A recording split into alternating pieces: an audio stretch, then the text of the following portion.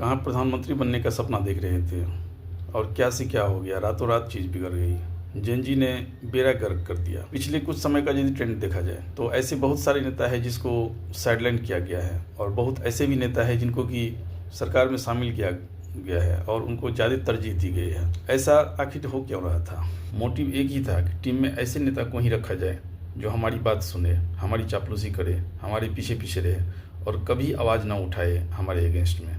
अचानक यूजीसी कानून ला दिया गया जिसमें बहुत सारे वर्गों को खुश करने की कोशिश की गई, जिसमें कि ओबीसी और एससी एसटी शामिल हैं और बहुत सारे ऐसे भी वर्ग थे जिनको कि ध्यान नहीं रखा गया उसमें, जैसे कि जनरल कैटेगरी के छात्र। ऐसा क्यों किया जा रहा था अचानक?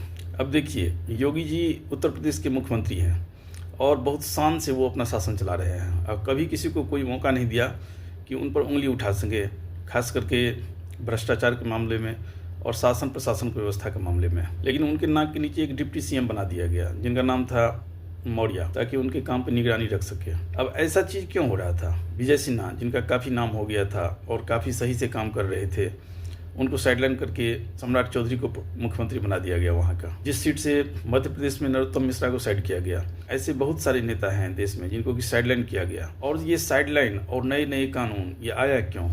इसके पीछे राज छिपी हुई है और राज इस तरह का था कि कोई नेता लीक से हटकर सोच रहा था और प्रधानमंत्री के ख्वाब देख रहा था। यदि इशारों में ही बता दिया जाए तो प्रधानमंत्री के बाद दूसरे नंबर के नेता कौन है? अमित शाह जी। और उनके बारे में ये कहा जाता है कि वो ये सोच रहे थे कि मोदी जी के बाद उनका ही नंबर आएगा और इसी प्रयास में वो लगे हुए थे। और उसी प्रयास के चलते कुछ ऐसे डिसीजन लेना पड़ा जो कि ना बहुत सारे नेताओं को मंजूर था, लेकिन करे तो करे क्या, पावर ही इतनी है, बच के ही चलने में फ़ायदा है। लेकिन बीच में एक ऐसा मामला हो गया जेन जी का जो किए धरे पे पानी फेर दिया। किए धरे पे ऐसे पानी फेरा कि 12-13 दिन से वो पार्लियामेंट नहीं आ रहे हैं और पार्लियामेंट में कुछ बोलने की स्थिति में नहीं है। जंतर मंतर पे कहा जाता है कि पैलेट गन चलाया गया, काफ़ी बच्चों को पीटा गया जो कि आंदोलन के लिए बैठे हुए थे धर्मेंद्र प्रधान जी को हटाने के लिए। काफ़ी सारा नुकसान हुआ बच्चों का, लेकिन उसके बारे में एक भी शब्द अभी गृह मंत्री की तरफ से नहीं आया है और वो बोलने की स्थिति में नहीं है और ऐसे समय की तलाश में है जो कि उनको मौका दे पार्लियामेंट में अपनी बात रखने का। वो अपने आप को ऐसे मजबूती से दिखाना चाहते हैं कि जैसी पहले बीजेपी थी, लेकिन ऐसा है नहीं। जो चीज़ दिख रहा है वैसा हो नहीं रहा है।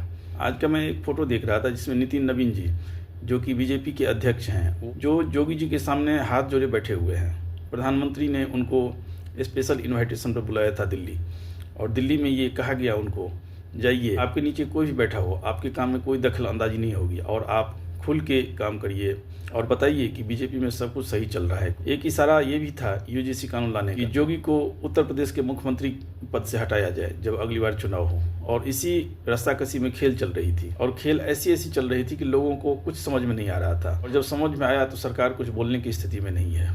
यानी कि सब चीज़ें अंदर अंदर खराब हो चुकी है और ख़राब इस तरह से हो चुकी है कि कोई सोच नहीं पा रहा है, जो करे तो करे क्या। बड़े बड़े नेता नहीं सोच पा रहे हैं, ऐसी माहौल बन गई। इसकी नज़र लग गई सरकार पे, जो सरकार सख्ते में आ गई है। सरकार को जंतर मंतर के मामले में जवाब भी देनी है कि क्यों पैलेट गन चलाया गया, जो कि आरोप लग रहे हैं सरकार पे। काफ़ी कुछ बात हो रही है, लेकिन एक बात तो निश्चित है, जिस मुखरता के साथ बीजेपी पहले खेल रही थी और सरकार खेल रही थी और किसी को वैल्यू नहीं दे रही थी, लेकिन जेन जी आंदोलन के बाद दबे स्वर में तो लोग बोलना शुरू ही कर दिया है कि किसी को प्रधानमंत्री बनने की ललक थी और वो बीच में ही टूटती हुई दिख रही है। और ये किसकी तरफ इशारा है जनता सब जानती।